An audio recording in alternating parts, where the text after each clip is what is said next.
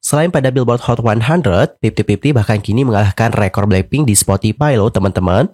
Dan banyak yang beranggapan bahwa bagian tersebut sugestif. Hai Sobaton, welcome back lagi to my YouTube channel bersama dan aku, Yusril Kim. Nah Sobaton-Sobaton yang lagi menonton, gimana kabarnya hari ini? Apakah dalam kondisi yang baik-baik saja? Atau mungkin ada yang lagi sedih, lagi galau, atau lagi punya permasalahan? Apapun itu, Sobaton-Sobaton tetap semangat ya.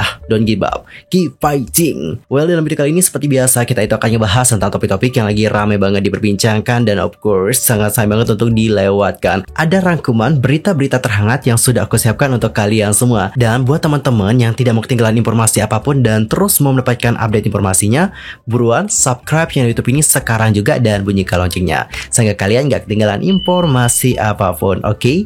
Dan teman-teman, seperti inilah rangkuman berita yang sudah aku persiapkan untuk kalian semua. Silahkan menyaksikan. Well guys, di berita pertama kita akan membahas tentang Jessica Chong. Jadi baru-baru ini ada sebuah topik diskusi yang mendiskusikan tentang Jessica. Apakah bisnis Jessica Chong akan bangkrut? Perusahaan fashion yang didirikan oleh mantan anggota Girls' Generation yakni Jessica Chong dilaporkan telah menjadi sasaran perintah eksekusi wajib. Ini terjadi setelah Blank & Eclair tidak dapat memenuhi kewajiban sewa untuk fasilitasnya yang terletak di distrik Gangnam yang megah di Seoul.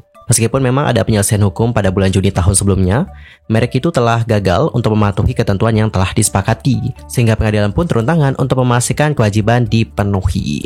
Adapun untuk Jessica diketahui mendirikan Blank & Eclair pada tahun 2014 setelah kepergiannya dari Girls' Generation. Pacarnya yakni Tyler Kwon yang merupakan seorang berkeluarga negaraan Korea Amerika mengambil kemudi sebagai CEO, sementara Jessica menjabat sebagai kepala desainer. Sejak awal merek tersebut telah menikmati tingkat popularitas. Namun baru-baru ini kesulitan dalam keuangan telah melukiskan gambaran yang kurang glimmer. Ini bukan kali pertama brand tersebut terlibat dalam perselisihan keuangan. Tahun lalu misalnya, perusahaan tersebut menemukan dirinya terjerat dalam gugatan 8 juta US dollar yang diajukan oleh perusahaan investasi Joy King Enterprise. Gugatan tersebut menuduh kegagalan Blank & Eclair untuk membayar kembali sejumlah 6,8 juta US dollar, termasuk modal awal sebesar 4 juta US dollar dan bunga yang masih harus dibayarkan. Masalah ini juga dilaporkan diselesaikan setelah 8 bulan negosiasi. Saat kontroversi ini berputar, Jessica telah berhasil mempertahankan pijakannya di industri hiburan. Baru-baru ini, ia juga memulai debutnya kembali sebagai anggota girl group melalui audisi Cina. Fans kemudian memiliki beragam reaksi terhadap situasi tersebut. Seorang pengikut utama mengungkapkan statement pahit dan juga mencatat bahwa sangat disayangkan tetapi tidak mengejutkan juga. Ada yang berpendapat jika dia tetap bersama dengan Girls' Generation, mungkin dia tidak akan menghadapi perjuangan ini dan terus menikmati status legend dari girl group tersebut. Sementara itu, penggemar lain juga menyarankan kehidupan yang lebih tenang bagi Jessica. Dengan mereka yang berkomentar, rasanya dia sudah cukup, mungkin lebih baik mundur dari bisnis dan menjalani kehidupan yang tenang. Di luar berita utama dan perselisihan keuangan, Jessica Chong tetap menjadi sosok yang dihormati di industri hiburan. Lahir di San Francisco pada tanggal 18 April 1989, Jessica memulai perjalanannya menjadi bintang ketika dia dan saudara perempuannya Crystal ditemukan oleh SM Entertainment selama perjalanan keluarga mereka ke Korea Selatan. Pertemuan kebetulan ini menghasilkan pelatihan selama 7 tahun, yang berpuncak pada debut Jessica sebagai anggota Girls' Generation pada tahun 2007. Selama dia menjadi bagian dari Girls' Generation dulu dan sampai sekarang, dia itu juga kerap dipanggil sebagai Ice Princess.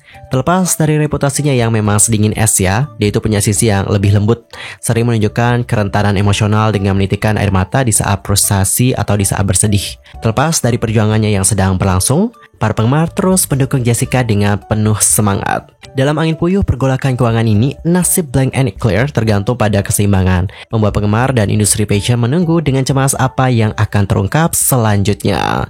Ya, kita harapkan yang terbaik saja buat brandnya Jessica. Apalagi seperti yang aku tahu, Jessica juga sudah lama banget mempertahankan dan juga memperjuangkan brand ini. Semoga tidak terjadi apa-apa ke depannya. Keep fighting. Lanjut guys, kita akan masuk ke berita kedua. Datanya dari Vans & Hypen yang sudah mengeluarkan statement. Dan mereka juga meluncurkan truk protes menutup penghapusan koreografi yang dianggap sugestif dalam lagu terbaru mereka, yakni Bite Me.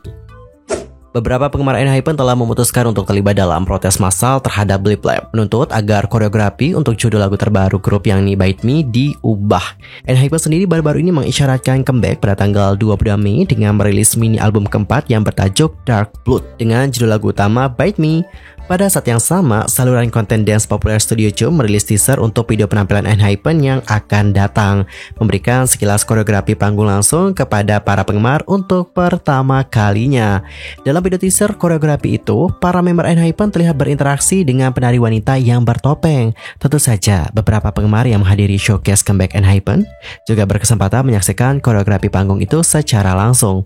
Namun segera setelah itu, beberapa penggemar mempermasalahkan koreografi Bite Me karena bagaimana komponen interaktifnya dengan penari wanita, dan banyak yang beranggapan bahwa bagian tersebut sugestif. Kemudian pada tanggal 23 Mei, para engine di sini sudah mengeluarkan pernyataan bersama, dan seperti inilah bagaimana pernyataan dari para penggemar. Mari kita baca bareng-bareng.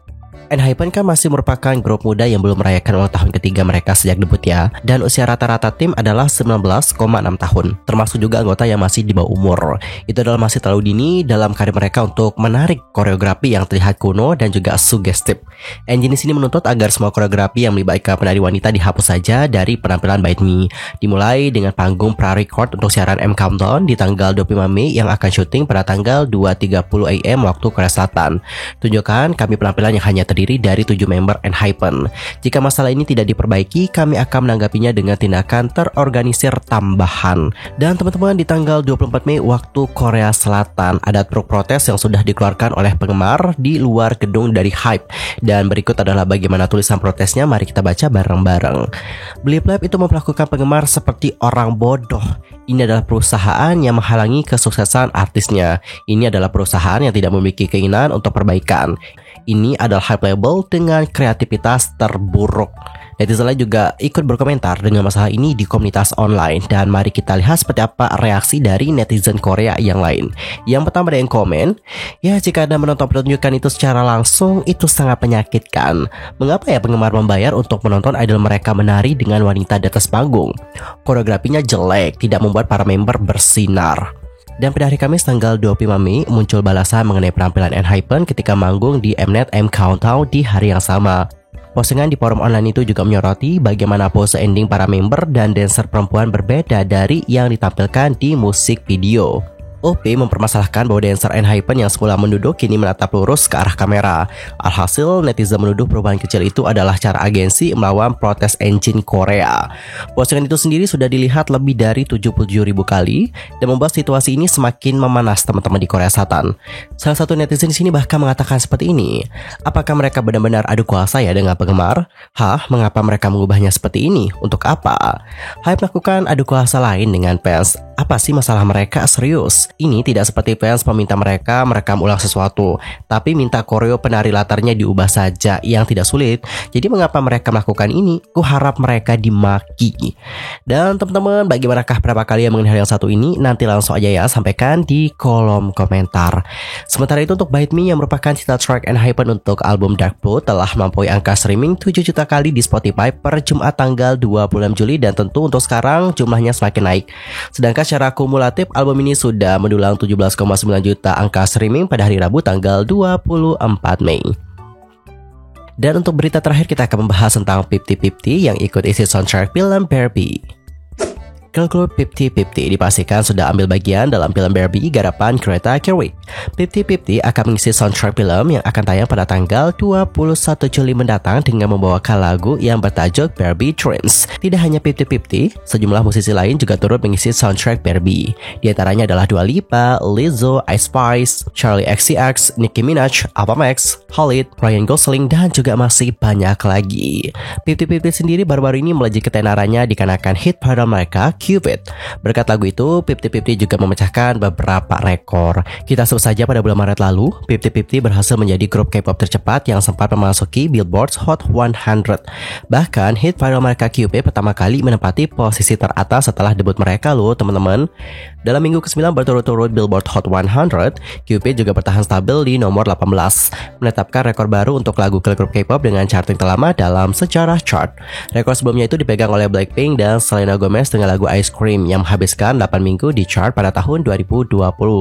Tidak heran ya apabila popularitas 50-50 juga semakin menanjak. Pasalnya, lagu viral mereka Cupid menjadi suara latar video-video di Reels hingga video di TikTok. Selain pada Billboard Hot 100, 50-50 bahkan kini mengalahkan rekor Blackpink di Spotify loh teman-teman. 50-50 sukses meraih prestasi baru di platform streaming tersebut dengan pendengar bulanan mereka yang mencapai lebih dari 30 juta. Angka ini menjadi rekor baru pendengar bulanan girl group K-pop sepanjang sejarah Spotify yang sebelumnya dipegang oleh Blackpink pada tanggal 26 September 2022.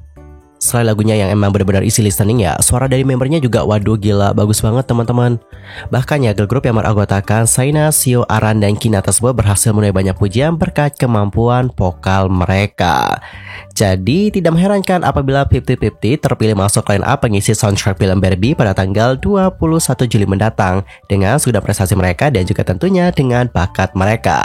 Yuk mari kita nantikan lagu terbaru mereka untuk Us film Hollywood tersebut. Anyway, cukup sekian untuk hari ini dan kita akan jumpa lagi di next video dengan informasi yang lebih hangat. Aku mohon maaf kalau ada kesalahan baik dalam ucapan, sikap, tindakan, and everything. I'm so sorry dan mungkin ada hal yang salah atau ada misinformasi, langsung aja koreksi dengan cara komen di kolom komentar. One more time, thank you so much dan kita akan jumpa lagi di next video. Goodbye everyone, selamat beraktivitas, annyeong!